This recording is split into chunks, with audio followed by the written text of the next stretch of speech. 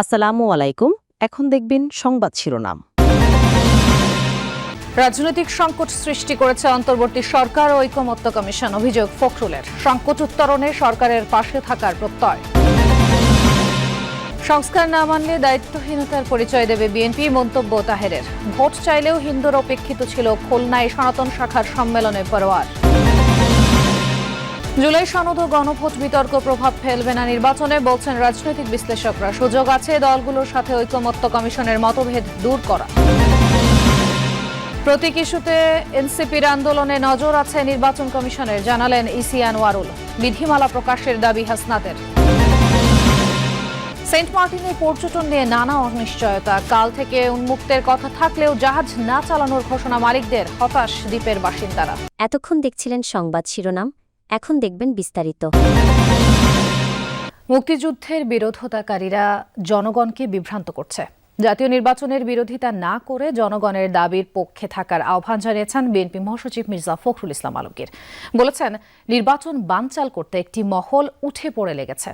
সংসদ নির্বাচনের আগে গণভোটের সুযোগ নেই বলে জানান তিনি। জেএসডির প্রতিষ্ঠাবার্ষিকীর আলোচনায় নেতারা দেশের বর্তমান সংকটের জন্য অন্তর্বর্তীকালীন সরকার ও ঐকমত্য কমিশনকে দায়ী করেন। কখনো সংখ্যানুপাতিক হারে নির্বাচন, কখনো বা জুলাই সনদের আইনি ভিত্তির। এখন জাতীয় নির্বাচনের আগে গণভোটের দাবি জামায়াতের নেতৃত্বে 8টি সমমনা ধর্মভিত্তিক দলের। রাজনৈতিক দলের নিম্নকক্ষ উচ্চকক্ষে একটা ডাম্পিং স্টেশন বানানোর আমরা কথা বলছি।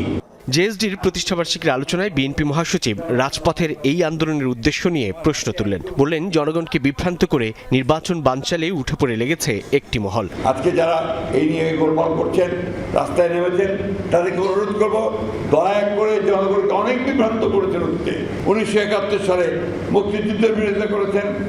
আজকে দয়া করে জনগণ যে নির্বাচন চায় সেই নির্বাচনের বিরোধিতা করবেন না। কারণ এই দেশের মানুষ কখনো বিট্রিয়ারের যারা বিট্রি করে তাদেরকে ক্ষমা করে না, তারা ক্ষমা পায় না। বিএনপি মহাসচিব বলেন, অন্তর্বর্তীকালীন সরকার ও জাতীয় ঐকমত্য কমিশন নোট অব ডিসেন্ট না রেখে বিশ্বাসভঙ্গ ও প্রতারণা করেছে। এই সংকট সত্যিকার অর্থে তৈরি করেছেন বর্তমান অন্তর্বর্তীকালীন সরকার। জুলাই সনদ বাস্তবায়নে নভেম্বরে গণভোট দিয়ে ফেব্রুয়ারিতে জাতীয় নির্বাচনের দাবি জানিয়েছেন জামায়াতের সেক্রেটারি জেনারেল মিয়া গোলাম পরোয়ার। খুলনায় হিন্দু সম্মেলনে তিনি এই আহ্বান জানান। আর কুমিল্লায় দলের নায়েবে আমির ডাক্তার সৈয়দ আব্দুল্লাহ মোহাম্মদ তাহের বলেছেন, সংস্কার নিয়ে সরকার যদি তাদের সিদ্ধান্ত থেকে সরে যায় তাহলে পরিষ্কার হবে তারা আর নিরপেক্ষ নেই। খুলনার ডুমুরিয়ায় স্বাধীনতা চত্বরে হিন্দু সম্মেলনের আয়োজন করে জামায়াতের উপজেলা সনাতন শাখা। প্রধান অতিথি হিসেবে যোগ দেন দলের সেক্রেটারি জেনারেল মিয়া গোলাম পরোয়ার। সম্মেলনে তিনি বলেন, গত 54 বছরে হিন্দু ধর্মাবলম্বীদের রাজনৈতিকভাবে ব্যবহার করা হয়েছে। সনাতন সম্প্রদায়ের ভোট নিয়ে যারা ক্ষমতায় গেছে তারা নিজেদের ভাগ্য পরিবর্তন করলেও হিন্দুদের ভাগ্যের পরিবর্তন হয়নি। জুলাই সনদ বাস্তবায়নে নভেম্বরে গণভোটের দাবি জানান গোলাম পরোয়ার। তুমি যদি দাঁড়িপাল্লায় থাকো, জামাতের মিটিংয়ে যাও, তুমি পুজো করতে পারবে না, মা বলে না, বাড়িতে বেরোতে পারবে না, সিঁদুর নিতে পারবে না, শাখা করতে পারবে না, পূজা করবে না। এগুলো হচ্ছে ডাহা মিথ্যা কথা। এই মিথ্যায় আপনারা কান দেবেন না। আমরা বলেছি, জাতীয় নির্বাচনের আগে এই সংস্কার প্রস্তাবগুলো গণভোটে দিতে হবে এবং সেটা জাতীয় নির্বাচনের আগে নভেম্বরেই গণভোট দিতে হবে। কুমিল্লায় জামায়াতের নায়েবে আমির ডাক্তার সৈয়দ আব্দুল্লাহ মোহাম্মদ তাহের বলেছেন, বিএনপি যদি সংস্কার প্রস্তাব না মানে তবে এটা তাদের দায়িত্বহীনতার পরিচয়। জাতীয় ঐকমত্য কমিশন ও রাজনৈতিক দলগুলোর মধ্যে মতানৈক্য তৈরি হলেও এখনও সেটা কাটিয়ে ওঠার সুযোগ আছে মনে করেন বিশ্লেষকরা। তারা বলছেন, জুলাই সনদের আইন ভিত্তি ও গণভোট ইস্যুতে তৈরি হওয়া বিতর্ক সংসদ নির্বাচনে প্রভাব ফেলবে না। তবে জাতীয় স্বার্থে রাজনৈতিক দলগুলোকে সহনশীল আচরণের আহ্বান জানান বিশ্লেষকরা। অপরদিকে সংসদ কার্যকর না হলে নির্বাচনের আগে বা ভোটের দিন গণভোট আয়োজন আনুষ্ঠানিকতা ছাড়া বেশি কিছু নয় বলে জানান সিনিয়র আইনজীবীরা। রাজনৈতিক দলগুলোর সঙ্গে প্রায় 9 মাসের আলোচনার ফল জুলাই সনদ, আনুষ্ঠানিকভাবে যার ঘোষণা দেন প্রধান উপদেষ্টা। যে সনদ বাস্তবায়নের সুপারিশ প্রধান উপদেষ্টার কাছে জমা দেয় জাতীয় ঐকমত্য কমিশন। বিতর্কের শুরু তারপর থেকেই। বিএনপির অভিযোগ, যেসব অঙ্গীকারের ভিত্তিতে নোট অব ডিসেন্ট সহ সনদে স্বাক্ষর করেছে দলটি, বাস্তবায়নের সুপারিশে সেসবের অনেক কিছুই পরিবর্তন, সংযোজন বিবেচনা করেছে কমিশন, যা নিয়ে দলটির সঙ্গে কোনো আলোচনাই করা হয়নি। এমন ব্যত্যয়কে নেতিবাচক হিসেবে দেখছেন বিশ্লেষকরা, তবে তাতে ঐক্য বিনষ্টের খুব একটা কারণ নেই বলেও মনে করেন তারা। যদি বিএনপির সাথে কনসাল্ট না করে সেটা চূড়ান্ত হয়ে থাকে, এটা কিন্তু তাহলে একটা বড় ধরনের ত্রুটি হয়েছে বলে।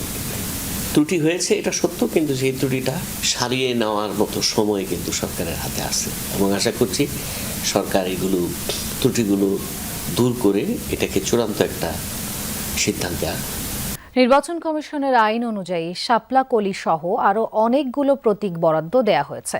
এখনও যারা আন্দোলন করছে সেই বিষয়টিও ইসির নজরে আছে, বলছেন নির্বাচন কমিশনার আনোয়ারুল ইসলাম। দুপুরে পটুয়াখালী সার্কিট হাউসে এক মতবিনিময় সভায় অংশ নেন তিনি। বলেন, গণভোটের বিষয়টি এখনও নির্বাচন কমিশনের নজরে আসেনি, তা নিয়ে সিদ্ধান্ত নেবে সরকার। তিনি আরও বলেন, ফেব্রুয়ারিতে নির্বাচনের জন্য কোনো চ্যালেঞ্জ নেই, সকল প্রস্তুতি সম্পন্নের পথে। সভায় নির্বাচন কমিশনের সিনিয়র সচিব, পটুয়াখালী জেলা প্রশাসক সহ অন্যান্যরা উপস্থিত ছিলেন। গণভোট নির্বাচনের আগে হবে না কবে হবে, বিষয়টি এখনো নির্বাচন কমিশনের নজরে আসে নাই। সরকার কিভাবে প্রস্তুতি নিচ্ছেন সেই জিনিসটি আমাদের কাছে এখনো পৌঁছেনি। সিদ্ধান্ত হলে পরে আপনারা জানতে পারবেন। নির্বাচন কমিশন একটি সাংবিধানিক প্রতিষ্ঠান, যেসব ভিত্তিতে তারা প্রতীক তালিকাভুক্ত বা বাদ দেয় সেই বিধিমালা প্রকাশের দাবি এনসিপির দক্ষিণাঞ্চলের মুখ্য সংগঠক হাসনাত আব্দুল্লাহর। সকালে পিরোজপুরে দলীয় সমন্বয় সভা শেষে তিনি বলেন, যারাই সংস্কারের বিপক্ষে অবস্থান নেবে তাদের সাথেই এনসিপির দূরত্ব তৈরি হবে। বিএনপি ও জামায়াতের সাথে এনসিপির দূরত্ব তৈরি হওয়ার বিষয়টি সত্য নয়। সংস্কার প্রস্তাবনায় তারা একমত হয়ে আবার নিজেদের অবস্থান পরিবর্তন করেছে। যখন জামাত আমাদের সংস্কার প্রস্তাবনাগুলোকে, আমাদের মৌলিক জায়গাগুলোকে এগিয়ে নিয়ে গিয়েছে, তখন মনে হয়েছে যে আমাদের সাথে আমাদের হয়তো ঋদ্ধতা রয়েছে, আবার একই জিনিস বিএনপির ক্ষেত্রে হয়েছে। বিষয়টি মোটেও এমন না, বরং হচ্ছে সংস্কারের পক্ষে যারা থাকবে তাদের সাথে হচ্ছে আমাদের এনসিপির হচ্ছে একটা ঋদ্ধতাপূর্ণ সম্পর্ক থাকে। নভেম্বরের প্রথম দিন থেকে পর্যটকদের জন্য সেন্ট মার্টিন খুলে দেওয়ার সিদ্ধান্ত নিয়ে অনিশ্চয়তা দেখা দিয়েছে। দক্ষিণের এই জনপ্রিয় পর্যটন স্পটটিতে সীমিত আকারে শুধু দিনের বেলায় ভ্রমণের অনুমতি দেওয়ায় শঙ্কা জানিয়েছেন দ্বীপের ব্যবসায়ী ও বাসিন্দারা। তবে সিদ্ধান্ত বাস্তবায়নে সরকারের পক্ষ থেকে কার্যকর কোনো ব্যবস্থা দৃশ্যমান নয়। এমন পরিস্থিতিতে শনিবার থেকে পর্যটক খরার আশঙ্কায় জাহাজ চালানো শুরু না করার ঘোষণা দিয়েছেন জাহাজ মালিকরা। দ্বীপের একমাত্র বন্দর বহুদিন পর পর্যটকদের পদচারণায় মুখর হবে, এমন আশায় বাসিন্দারা এভাবেই সমুদ্র পাড়ে ভিড় করে প্রতিদিন। এখানে পর্যটকদের বহনকারী জাহাজ ভেড়ার কথা, কিন্তু নোঙর করার একমাত্র জেটিটি এখনও সংস্কারই হয়নি। কবে হবে তাও বলতে পারে না কেউ। বিশ্বাস নাই ওদের যে জাহাজ আসবে, ওটা তখন তো বিশ্বাস দিতেছে 1 তারিখে জাহাজ আসবে, তখন আবার বাজাইতেছে ব্রিজের কাজ শেষ হয়নি। শুরু করলে নাহলে বুঝলাম যে কাজ চলমান আছে, এটা শেষ হবে, যেখানে শুরুই করে নাই।